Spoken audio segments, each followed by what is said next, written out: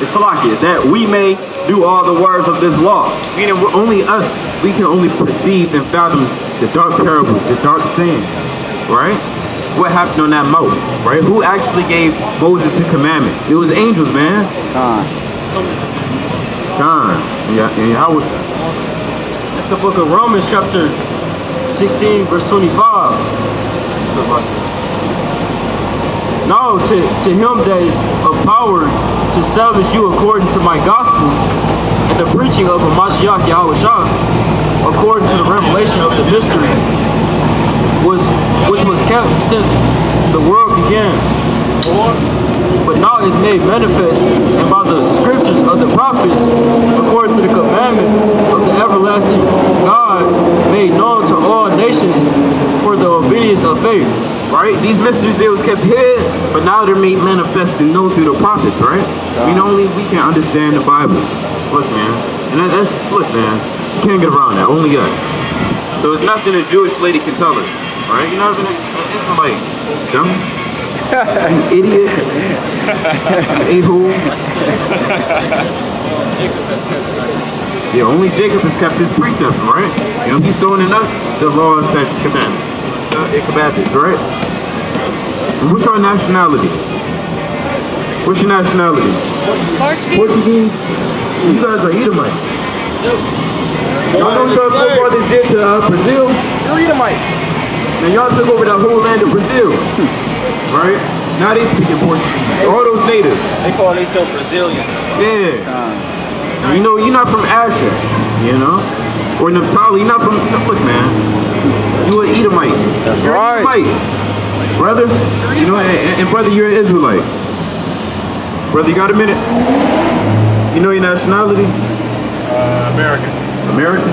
Yeah. You sure? It's pretty much American. You want to bet $100? I don't have $100. All right, brother. I'm going to show you something about the Bible. You believe in the Bible? Somewhat. Okay. Now, before we go on, I want to address one thing. That the word American, that's a byword. You look right there. Yep, the water. Right there. That comes from a man named Amerigo Vespucci, an Italian map maker, you know, who got the credit for finding America. You know, hence the word America. Right? So that's just the byword. So if you take that away, you're not American. So seeing that that's not your real nationality, it would be a second guess. I like it. African American. Well, we already addressed it. American, now we've got to address African. African is another term that came from a white man, a Roman general at this time, right? Leo Scipios Africanus. So that's where the term African comes from. When you put those two together, you got African American. And that's what they gave us in the 1980s. Because prior to the 1980s, or 60s, whatever people might say, we weren't called African Americans. Neither did we ourselves call ourselves African Americans. So now we understand that African American, you know, that's our real nationality. What are we left with? Not much. And that's a big problem, right?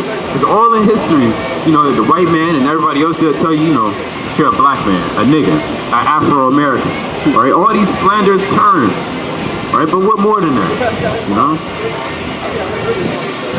Go to Deuteronomy 28, 68. We're going to show you something about the Bible. Hamites that come over here to America, they don't even call themselves African American. Further proving that we're not African at all, you know? This is the book of Deuteronomy, chapter 28, verse 68. And the Lord shall bring thee into Egypt again. This is Moses speaking to the Israelites. He said, look, y'all going to go back into Egypt. Mind you, this is being taken place way after they left Egypt. So he's telling them again, look, you're going to go back into Egypt, all right? You're going to go back into Egypt. But what does Egypt mean? We got to find out. I'll show you. So we got to get more of an understanding in this verse. Because no words in the Bible did those Israelites ever go back into Egypt. It never happened. It's the book of Exodus, chapter 20, verse 2. I am the Lord thy God, which have brought thee out of the land of Egypt, out of the house of bondage. Out of the house of bondage. So Egypt just means bondage, captivity, slavery, servitude, if you will. You look at that guy, would you call him a free man or a bondage man? A bondage man. So Egypt just means bondage and slavery. Now you can go back to yours. Deuteronomy 28 and 68. This is the book of Deuteronomy, chapter 28, verse 68. And the Lord shall bring thee into Egypt again. We now know Egypt just means bondage, captivity, slavery. So you're going to go back into where again? Back to and the Lord shall bring thee to Egypt again. Slavery all over again. With ships. With what? With ships. Merry-go-round. With ships. Helicopter. With ships. Uber. With ships. How did your ancestors get to America? How did your ancestors get to America? You said on a Ferris ride? On where? Ships. On ships, right? Alright, so let's keep reading. By the way, whereof I spake unto thee, thou shalt see it no more again. So once you get on that ship, you're not going to see the place, you were just at ever again. Go on. And there you shall be sold unto your enemies. Once you get off that ship, you're going to be sold unto your enemies. For what? For bond men and bond women, and no man shall buy you. Right. Once you get off that boat, you're going to be sold into bondmen and bondwomen. In other terms, slave masters, taskmasters. That's what the word bondmen and bondwomen means. So once those slaves got off the boat, they were sold into taskmasters. Right? And no man redeemed us. So now I got to ask, which people did that happen to? Us, right? And who was Moses speaking to? We're going to show you. This is the book of Deuteronomy, chapter 29, verse 1. These are the words of the covenant which the Lord commanded Moses to make with the children of Israel. The children of white men. The children of Israel. The children of Israel. The children of Israel. African American. The children of Israel. It says the children of Israel. So these people that was brought on the slave boats, sold into slavery to the white man and the white woman, that was the Israelites. Right. That'll make us Israelites by default. We're the only people that fit that curse out the Bible. That actually happened. We can see it as evident. Or you actually have slave boats. You have documents online. Right. So now you understand you're an Israelite. Alright. Now I gotta ask this too. You said you didn't really, you was half and half on the Bible. Why is that? Basically upbringing. You said what? Upbringing and the fact that, throughout all these years, some shit's gonna change. Okay. Go to Jeremiah 50 and 6. So in our upbringings and in our youth, they didn't teach us accordingly to the Bible. All they really brought out was John 3:16. You ever heard of that? John 3:16? Well, that's what they teach in the Bible, or in the churches. They'll bring John 3:16. God loves everybody. They'll bring out safe verses, but they wouldn't bring out the whole scroll. Read that. There's the book of Jeremiah, chapter 50, verse 6. My people have been lost sheep. Their shepherds have caused them to go astray. The shepherds, meaning the people that's supposed to guide us and teach us, according to the Bible, they led us astray. They told us that we was African Americans. They told us we was Africans. We was niggas. We gotta pay tithes. We gotta give our whole paycheck to the pastors. That's them leading us astray. They'll bring out verses like, I believe, Malachi 3. Go to Malachi 3 and 8, Papa Deshaun. Malachi chapter 3, verse 8. This is something that they'll always bring out, right? And they'll bring this out to try to make us feel bad, right? Or trying to get our money. The book of Malachi, chapter 3, verse 8. Will a man rob God? Yet he have robbed me. But ye say, wherein have we robbed thee? In tithes and offering. Right, so churches will bring out that verse to try to justify the fact that you have to pay all your money to the church. So that's why a lot of us don't believe. Right? And that's just one of the many examples and reasons. So let's go back to the Bible. Go to Deuteronomy 28. Right. So brother, we Israelites. It only adds up. Nobody else can be one. We're going to dive into some curses, further proving that we're Israelites. Go to Deuteronomy 28 and you can start at 15. This is the book of Deuteronomy chapter 28 verse 15. But it shall come to pass, if thou wilt not hearken unto the voice of the Lord thy God, to observe to do all his commandments and his statutes, which I command thee this day, that all these curses shall come upon thee and overtake thee. Are you familiar with a curse? Does that sound like a positive thing or a negative thing? So if it's a negative thing, you know, we gotta reread this. Verse 6, 15. Okay. This book of Deuteronomy chapter 28 verse 15. Check it out. But it shall come to pass, if thou wilt not hearken unto the voice of the Lord thy God, to observe to do all his commandments. If you don't keep the commandments, then what? And his statutes which I command thee this day, that all these curses shall come upon thee and overtake thee. Right, so now we know a curse is a negative thing. So if we don't keep the commandments, then all these curses, aka negative things, will come upon us and overtake us. Go on. Verse 16. I'm going to read you some of the curses. Curses. Curses shall not be in the city. Now who's cursing the city today? Who's living at the worst? It's us. We're shooting each other down. You know, we getting locked up by the police for no reason. You had the police say, I beat that nigga as if he owed me $10. He said that himself. So you got a lot of hatred in these police officers, and damn near all of them. All the racist white ones. Alright, they hate us. Right? So we're cursing the city. You know, because of them. We're cursing the city because they poison our the water, so on and so forth. They distribute the guns and the drugs all within our community. Right? Because we don't own any planes. Right? We don't have any planes going, you know, from Cuba to Russia and all these other, you know, strange islands and other cities to bring back guns and cocaine over here. You know? And cursed shall thou be in the field. And cursed shall thou be in the field, like that man. You see that man? Would you say he's blessed or cursed? That man is cursed. He got his back broken. That man has a yoke of iron on his neck. And that yoke of iron, it'll be rusty, right? That's like a clean version. But really, in reality, that yoke of iron will be really rusty, cutting up his neck, you know, causing infections, so on and so forth. So we can see that we was cursed in the city. And where? And thou shalt be cursed in the field. And in the field, right? Like those brothers. You waking up from sun up to sundown. Or it's like you working from sun up to sundown, right? All day in the cotton field, picking masses cotton, you know, doing whatever he say, right? Yeah, you pick cotton, your fingers start bleeding. That's very painful.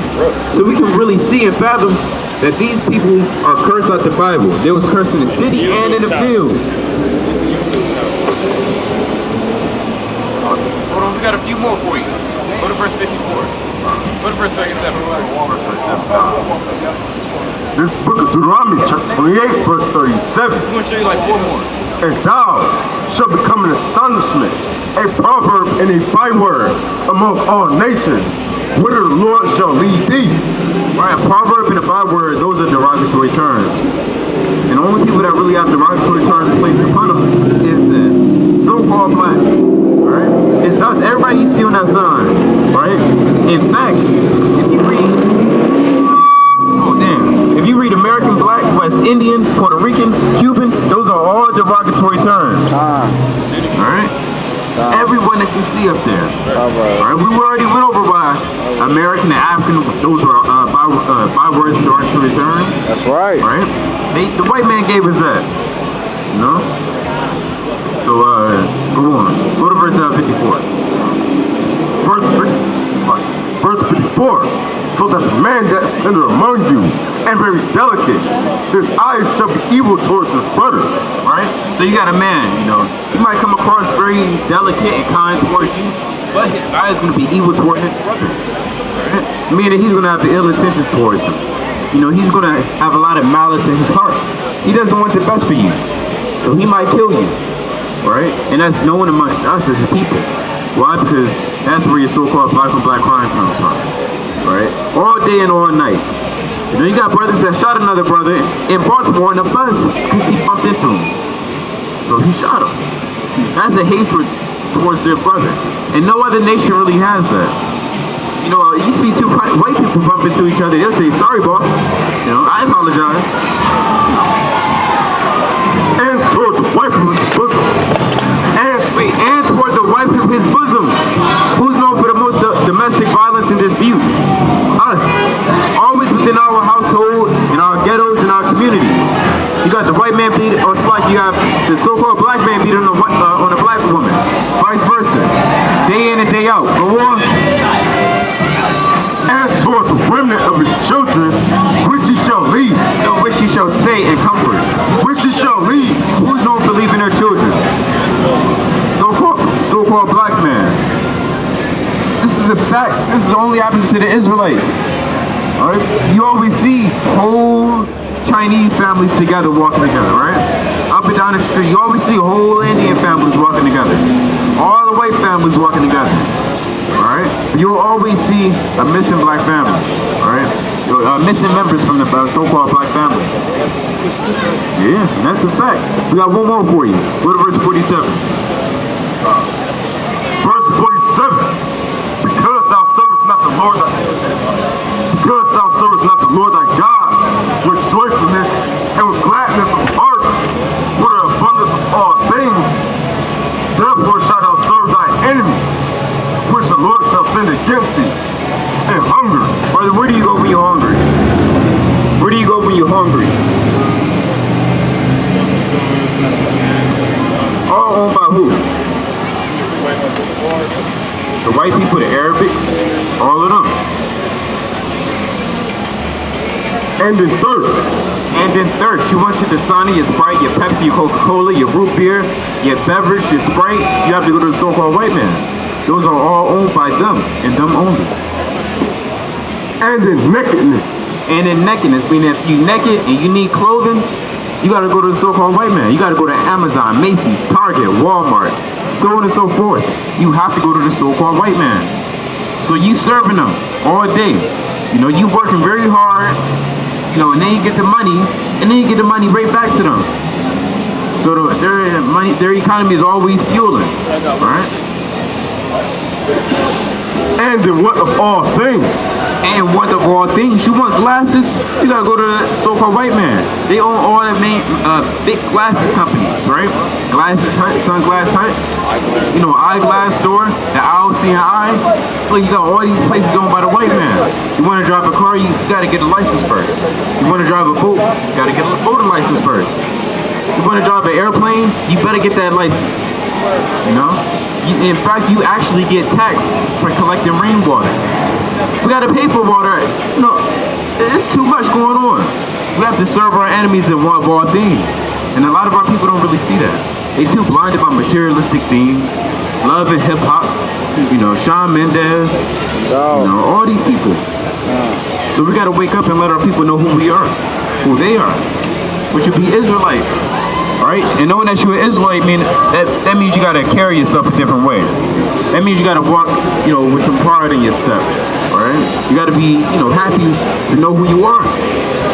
Because the same person that, you know, who the world ignorantly calls Jesus Christ, but we know him as Yahushua, the same, not that white devil, not that guy, but the guy next to him, you know, Yahushua, right?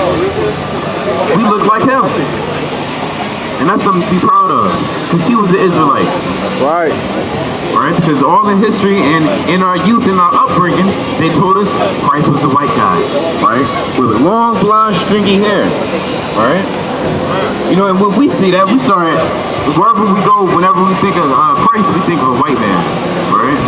But now with the understanding that Christ is a so-called black man, what did Revelation 1:13? We understand, you know, he's a so-called black man. That he looks like you. And that'll give you, you know, strength. You'll feel more pride, you know. Feel good about yourself. Alright? It's the book of Revelation, chapter 1, verse 13. And in the midst of the seven candlesticks, one like unto the Son of Man, clothed with a garment down to the foot. So he had a long garment on like that guy. And girt about the paps with a golden girdle. Golden belt. Go on. His head and his hairs were white like wool. They were white like wool, right? First it was white because he was, stressed, right? And it was wool-like. What people have woolly textured hair? Us, you, all the brothers up here, we have woolly textured hair. Right. As white as snow. Right. And his eyes were as a flame of fire. And his eyes were as a flame of fire. Go on. And his feet like unto fine brass. No, brass is Derivative of brown. Now you take brass and you do what with it? Go on. As if they burn in a furnace. You take brass, you burn it in the furnace, you pull it out, it's going to be very dark colored. Similar to your complexion, or that brother's complexion. It's going to be a very dark color, So that's how Christ looked. Alright, you look like Christ. You don't feel happy about that? Christ had a, afro like that brother. Yeah. So, you an Israelite, you gotta keep the law, statutes, commandments. And one more thing, one of those law, statutes, commandments is not eating pork. No shrimp, no lobster, no crawfish, no crab. Alright? Now you might be wondering, well, what's wrong with that? Well, those are bottom feeders. They clean all the filth of the ocean, right? That's why when you eat them, you actually become very sick. I have grandparents, I have uncles. We all have uncles and family members, that ate all those abominable things, and it turned out, they were sick from it. Heart failure, heart palpitations, diabetes, gout, so on and so forth. So that's why we tell you to abstain from those animals. And we gotta repent, But you got the channel, it's an email on there, So check it out, brother. All breathe. This girl stayed up for a little bit, so Lord willing, he'll hearken. You go back to Maccabees. What is it? 1:11.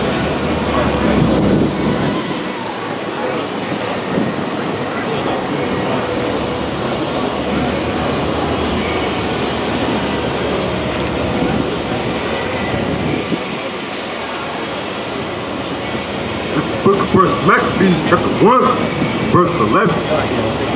In those days went there out of Israel wicked men who persuaded many. Sister, you gotta get out. You gotta leave that. That's right. You gotta separate. He's not good for you. That's right. He's never been good to us as a people in history. Nowhere. You holding your hand now, he's gonna be holding your throat, trying to strangle you. That's right. Read that one more time, Salaki. This the book of First Maccabees, chapter 1, verse 11.